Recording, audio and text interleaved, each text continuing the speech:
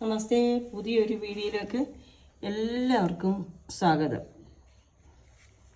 ഇന്ന് ഞാൻ ഉണ്ടാക്കുന്നത് സോയാബീൻ കൊണ്ട് ഞാൻ ഉണ്ടാക്കുന്ന രീതിയിലുള്ള ഒരു കറിയാണ്. അതെങ്ങനെയാണെന്ന് വെച്ചാൽ, സോയാബീൻ നല്ലവണ്ണം കഞ്ഞിവെള്ളം, നല്ല ചൂട് കഞ്ഞിവെള്ളം ഉണ്ടെങ്കിൽ അത് ഒഴിച്ച് ഒരു മണിക്കൂർ ഇട്ടേക്കണം. അന്നേരം അതിനകത്ത് അഴുക്കെല്ലാം പോകും.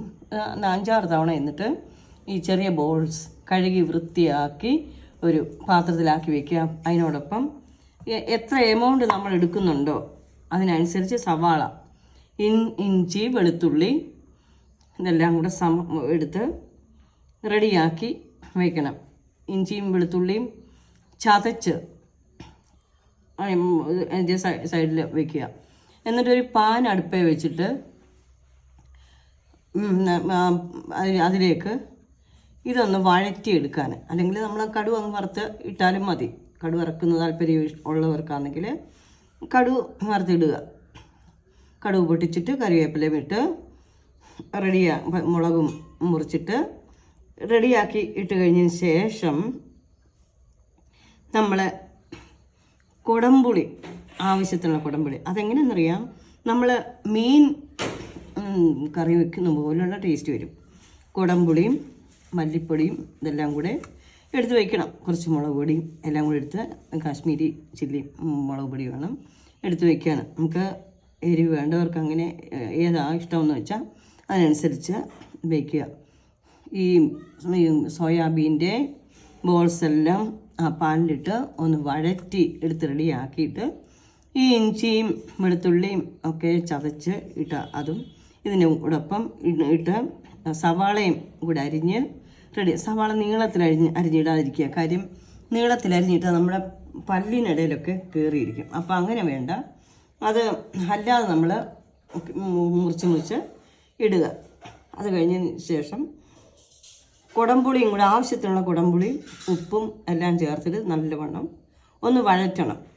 വഴറ്റി എടുത്തു കഴിഞ്ഞതിന് ശേഷം മീൻ കറി വയ്ക്കുന്നത് പോലെ കുറച്ച് മുളക് പൊടിയും മല്ലിപ്പൊടിയും എല്ലാം കൂടെ അങ്ങോട്ട് ചേർത്ത് ഒന്നുകൂടെ ഒന്ന് വഴറ്റി റെഡിയാക്കി കുറച്ച് വെള്ളം ഒഴിച്ച്, നിങ്ങൾക്ക് വെള്ളം ഒഴിക്കാം, വെള്ളം ഒഴിച്ച് അടച്ചു വെച്ച് വെള്ളം ഒന്ന് പകുതി 3/4 ഭാഗം വറ്റാറാകുമ്പോൾ ഒന്ന് ഇളക്കി നോക്കണം.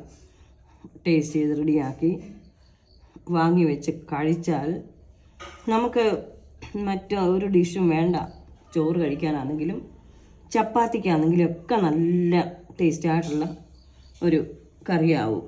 നാം ഇത് കഴിച്ച ശരീരത്തിന് വളരെയധികം വിറ്റാമിൻ അടങ്ങുന്ന ഒരു സാധനമാണ് സോയാബീൻ.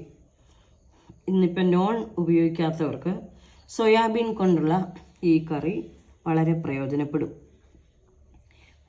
കാരണം എന്താണെന്ന് വെച്ചാൽ, നമ്മൾ കഴിക്കുന്ന ആഹാരത്തിൽ വേണ്ട വൈറ്റമിൻസ് ഒന്നും ചെല്ലാതിരിക്കുമ്പോൾ ഈ സോയാബീൻ്റെ അളവ് കുറച്ച് ചെന്നാൽ അത് ഏറ്റവും നല്ല ഹെൽത്ത് വരുന്നതിനും ഏറ്റവും നല്ല ടേസ്റ്റി ആയിട്ടുള്ള ഒരു കൂട്ടാനാവും ഇത്.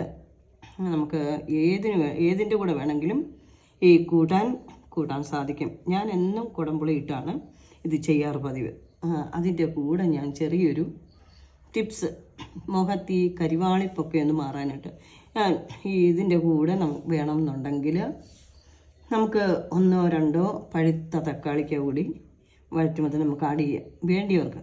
അപ്പോൾ ആ പഴുത്ത തക്കാളിക്ക നമ്മൾ എടുക്കുമ്പോൾ നല്ലവണ്ണം അത് തക്കാളിക്ക ചൂടുവെള്ളത്തിലൊക്കെ ഇട്ട് കഴുകി റെഡിയാക്കി വേണം എടുക്കാൻ. അത് നന്നായിട്ട് അങ്ങോട്ട് കീറിക്കഴിഞ്ഞ് തിരിച്ച് പിടിച്ചിട്ട് അതിൻ്റെ ജ്യൂസ് ഒരു പാത്രത്തിലോട്ട് എടുത്ത് വെച്ചിട്ട് സ്വല്പം അരിപ്പൊടിയും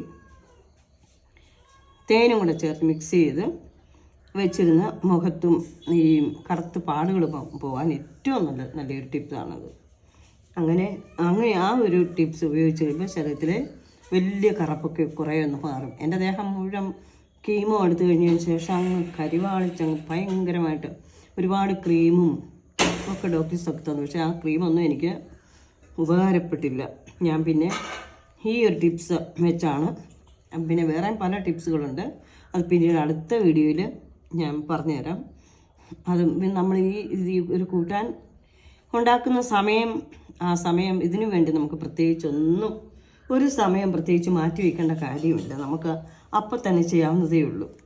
ആ തക്കാളിക്ക് എടുത്താൽ ആ ജ്യൂസ് എടുത്തു കഴിഞ്ഞ് ശേഷം ബാക്കി കുറച്ച് ജ്യൂസ് മതിയല്ലോ.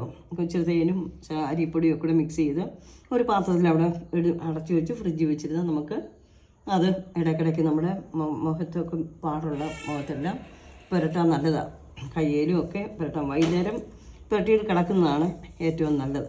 അങ്ങനെ ചെയ്താൽ നമുക്ക് ആ ഭയങ്കര കരിവാളിപ്പ് ഒന്ന് മാറിക്കിട്ടും. ഇപ്പോൾ എനിക്ക് അദ്ദേഹം മുഴുവൻ കരിവാളിച്ച് അങ്ങേ അറ്റായിട്ടിരിക്കുമായിരുന്നു. ഇപ്പോൾ കുറേ വ്യത്യാസമുണ്ട്. ഞാൻ ദിവസവും ഒരു പാത്രത്തിലാക്കി വെച്ചിട്ടുണ്ട്. ഞാൻ ദിവസവും അത് യൂസ് ചെയ്യുന്നുണ്ട്. ഒരുപാട് ക്രീമൊക്കെ പുരട്ടിയിട്ടൊന്നും എനിക്ക് സ്വല്പം പോലും കുറവുണ്ടായിരുന്നില്ല. അപ്പോഴാണ് ഞാൻ ഇത് ഇങ്ങനെ പരീക്ഷിച്ച് നോക്കിയപ്പോൾ എനിക്ക് വളരെ ബെനിഫിറ്റായിട്ട് തോന്നി.